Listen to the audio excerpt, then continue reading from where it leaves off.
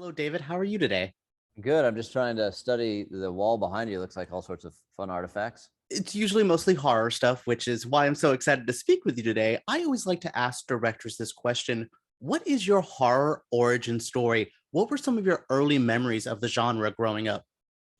Well, I grew up in a very strict household where horror movies, for the most part, were forbidden. And that's what made them so intriguing to me, is because my parents were very strict and I wanted to know what I wasn't supposed to know. Hmm. And so I would say it began with films that were more engineered for a younger audience, like Something Wicked This Way Comes and Watcher in the Woods, and movies that had even some of the Disney animated films were pretty. Look at Sleeping Beauty. There's some horrific things in those movies, and there was a Wonderful World of Disney special on Disney villains that I used to just love being afraid of as a kid. And in Dark Crystal, I'm just thinking, and now you're triggering all sorts of things for me, but the allure of it and the fact that I would be 8 years old on the playground and hear kids talking about movies that they'd seen or their big brother had told them about, or the movies that we weren't supposed to watch, but they'd seen a scene. As this is when cable TV is starting to pop and HBO, and I still am haunted by the old HBO theme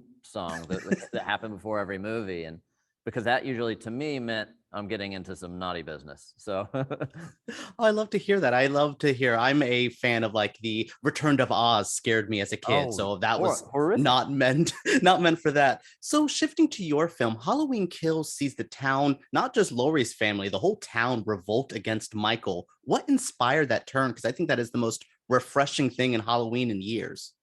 Well, a lot of it is you watch the movies and you want to do something different. You want to do something new. We have a formula that we know, we respect. We honor what John Carpenter and Deborah Hill created. But in some ways, it's a calling to that honor is a calling to expand and dig deeper. And just as I see a lot of my friends that are comic book fans looking into the Marvel universe and the various detours and uh, ways that evolves, and you can dig into characters that were in the background or more Mhm. obscure. I think that's a fun way to look at horror, and you can see someone pass through a movie or wonder what Sheriff Brackett must have, how he dealt with the death of his daughter, or how Yeah. Tommy and Lindsay struggled after that nightmarish confrontation in 1978. And so these things start to open up ideas that it's not just Laurie that's being affected and traumatized by this stalker, but it's an entire community as word spreads and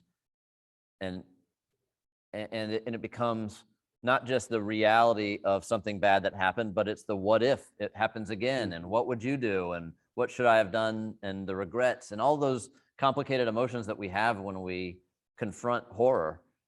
And so this film just became a study of that, and we got very excited about it. I love that you have this very like mature adult study of the trauma, but you're also known for some comedy films. Were you ever tempted to make these movies more of a horror comedy, or did you want to go straight up? I like to make scary movies now, and you made very scary films.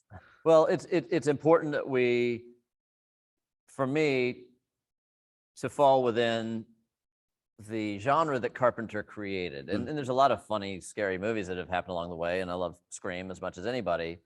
But we wanted to take this very seriously, and so there's humor in it, but hopefully it's no jokes. Like in the previous, and I think in our Halloween 2018 there was more humor. It was like there was some funnier, witty characters, but the idea is that if there is humor, it comes out of a reality of that character in that moment, not some sort of wink at the camera that Yeah. feels satirical. So Halloween Kills has a little bit of that, but not too much. It's more of a brutal, aggressive story of momentum and chaos than.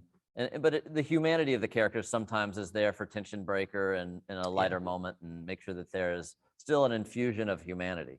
Well, because 2018 has one of my favorite moments when Jamie just comes up to the table and chugs the glass of wine. It is one of the most funniest moments in that movie, and I'm just like, I feel you, girl. I feel you. So, David, Exactly, thank you. and that says that says something about her character, and we get a laugh. So that's a win. Yes, you've really mixed these elements well, and I think you've made a great film here. So, thank you so much for speaking with me today. I can't wait Great for talking to everyone you. to get as scared of this movie as I was. All right, thanks a lot. Good Thank you. talking to you. Thank you, David.